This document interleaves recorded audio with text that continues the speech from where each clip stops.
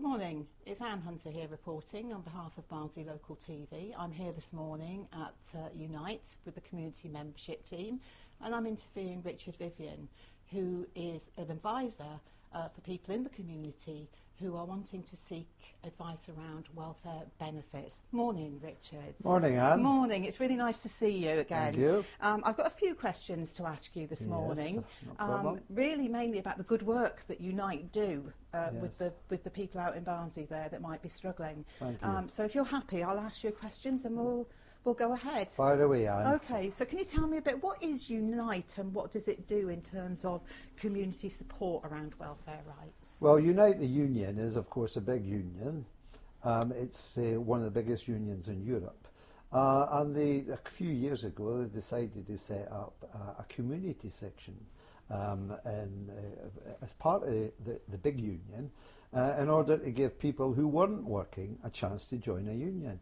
And that involves students, housewives, if you like, retired people, and people who are out of work for one reason or another.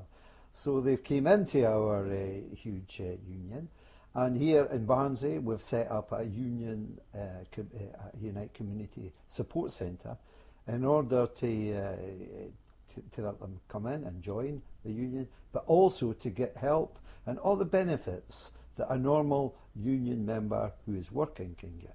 Excellent. So what sort of benefit advice do you offer, Richard, as that package? Well, we offer the full range because of my experience working in the welfare rights team in the council. I'm a fully trained up benefits advisor.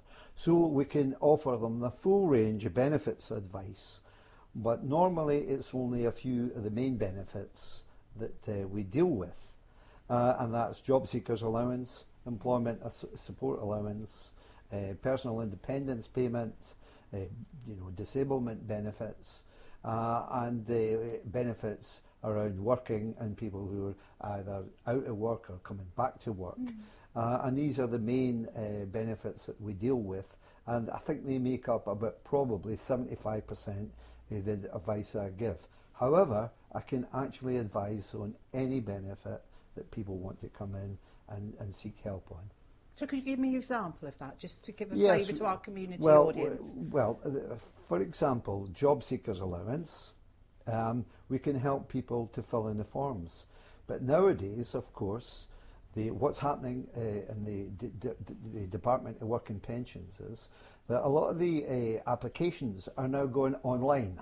Right. So you can actually claim them online. Now, many people don't have a computer at home. And of course you can telephone up and claim on the phone, but many people are finding that it's taking ages and ages to get through to an advisor. Okay. So they can come in here and use our online computers, which we have in the centre, and we have around 8 computers that they can use. So we can help them process their application online in front of them and see what's happening visually on the screen. And then we can submit that claim to the job centre, and within a few days they will get an appointment or an interview at the job centre to process their claim and take them through the procedures, the benefit. That's a huge reassurance for them, isn't it? Because that means that they've got people like yourself around that actually can support them as well, which means that they're not struggling on their own at home, even if they've got a computer, because it can be overwhelming, can't it? Absolutely, and these forms are no simple. Can I tell you that it takes me all my time, and I've done this for a long time, to actually go through the forms. And we're talking not just about job seekers, we're talking about employment support allowance for people who are too ill to work. We're talking about people who claim a housing benefit, or who are claiming discretionary housing payment to help them with their housing benefit if they've been caught by what they call the bedroom tax. Okay, that's really that's framed it beautifully, Richard. Thank you. Can I ask, is it open to all people? Or do you have to be a member? Is it open to anybody? No, anybody can come in. We are open to the public. However, we do encourage them to join Unite the Union. It's only £2 a month, and for certain periods we have sponsored through the main union branches who can sponsor our people who want to join Unite and can sponsor them for up to a year. So they would not pay a penny for a year, and after that they would only pay £2 a month, and for that you get all the benefits, legal aid help, you get help and support here at the centre, and a whole number of things. There's too many to go into here, but they can get all the benefits, a full union member who's working. So how do they know how to access your service? Yes. That's a big one, isn't it? Well, how do they know you're here? It's the old problem about how do we get the message out. Well, of course, Unite being a good union, a big union, and a good one, we have the resources to do leafleting in the housing estates, which we do. We use our volunteers to do that. We can get adverts in the paper. We have our signs outside, and we have our Facebook pages, our social media that we can contact people, and of course word of mouth. The message gets round here. Barnsley being a small town, but everybody knows everybody. It's a super friendly place. The message gets round, and people can come in. They can get the support, and then if they want, it's up to them. They can decide whether to join or not. But support is not conditional. Support is not conditional on being a member or conditional that they have to join. Oh, that's lovely. So that means that in other words, anybody can come in and access that support, which is a great help, clearly. You just talked about your volunteers. Can people volunteer once they've been through a process, or can anybody come and volunteer, or do they have to have welfare rights experience, for instance, to do that? Well, it's not just welfare rights, of course. We do computer classes for people who want to learn English or want to brush up on some of the qualifications that they've had previously. So anybody can offer to volunteer, and we do have referrals for the volunteer bureaus and the charitable organisations that we have a partnership with. So it's up to them. They come in and we tell them, we ask them what their skills are, and if these skills can lend a hand into what we're trying to do into the centre, we take them on. For example, we have 5 volunteers now. We have 2 volunteers who do the computer training.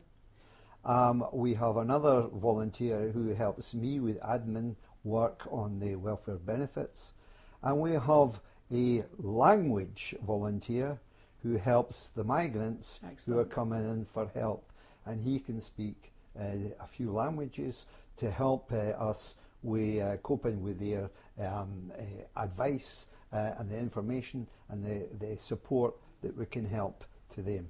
So that is, but there is no limit to the volunteers. So we welcome people who have got skills in the community and skills on advice work. I could certainly do a lot of help because I'm very busy. But of course, welfare rights is a skilled and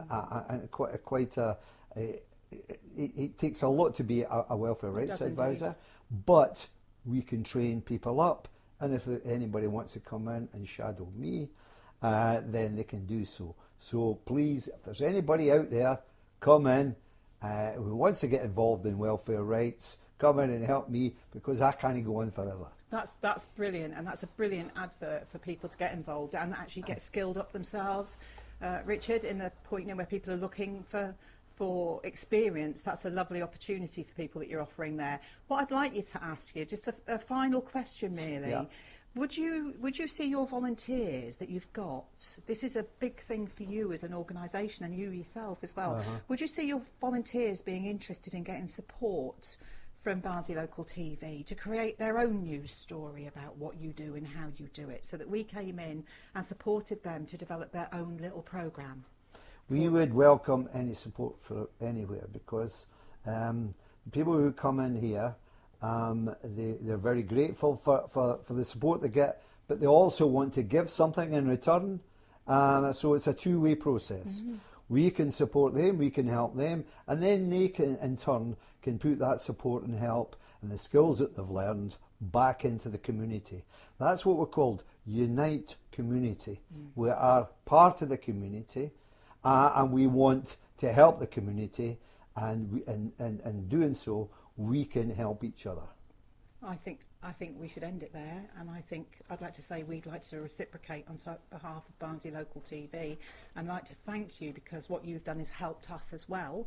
I'd like to thank you today, Richard, because I think that's been a really valuable experience, and I'd like to say that's it for today, but I hope that we'll be in contact with you again. Thank you. Thanks, Anne, and you're welcome.